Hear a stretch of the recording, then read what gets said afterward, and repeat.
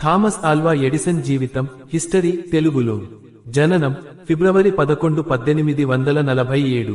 స్థలం melon, Ohio రాష్ట్రం, America. తల్లిదండ్రులు శామ్యూల్ ఎడిసన్ తండ్రి, నాన్సీ ఎడిసన్ తల్లి. బాల్యం థామస్ ఎడిసన్ చిన్నప్పటి నుండే చాలా ఆసక్తికరమైన ప్రశ్నలు అడిగే స్వభావం కలవాడు. చిన్ననాటి నుండి వినికిడి సమస్యలు రావడం వల్ల స్కూల్లో ఎక్కువ కాలం చదవలేకపోయాడు. అతని తల్లి ఇంట్లోనే చదివించి విజ్ఞానంపై ఆసక్తి పెంచింది. పరిశోధనలు మరియు ఆవిష్కరణలు ఎడిసన్ జీవితంలో 1000కి పైగా పేటెంట్లు పొందాడు. అతని ప్రసిద్ధ ఆవిష్కరణలు: 1. ఎలక్ట్రిక్ బల్బ్ 1879 ఇల్లు, వీధి, పరిశ్రమల్లో వెలుగుని తీసుకువచ్చింది. 2. ఫోనోగ్రాఫ్ 1877 శబ్దాన్ని రికార్డు చేసి తిరిగి వినే పరికరం. 3. మోషన్ పిక్చర్ కెమెరా సినిమాల రంగానికి పునాది వేసింది. 4.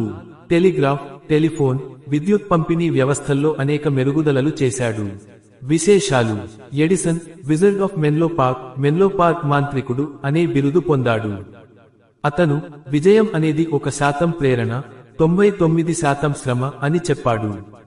తన పరిశోధనల కోసం న్యూ జెర్సీలో మెన్లో పార్క్ అనే స్థలంలో పెద్ద ప్రయోగశాలను ఏర్పాటు చేశాడు. చివరి దశలు: జీవితాంతం పరిశోధనలు కొనసాగించాడు. అక్టోబర్ 18, 1931 న్యూజెర్సీ రాష్ట్రంలోని వెస్ట్ ఓరెంజ్లో మరణించాడు. వారసత్వం: థామస్ ఎడిసన్ ఆవిష్కరణలు ప్రపంచాన్ని పూర్తిగా మార్చాయి. విద్యుత్ దీపం వల్ల రాత్రులు కూడా వెలుగులోకి వచ్చాయి. సినిమా, సంగీత రంగాలకు కొత్త మార్గాలు తెరిచాడు. మానవ చరిత్రలో గొప్ప శాస్త్రవేత్తగా, ఆవిష్కర్తగా నిలిచాడు.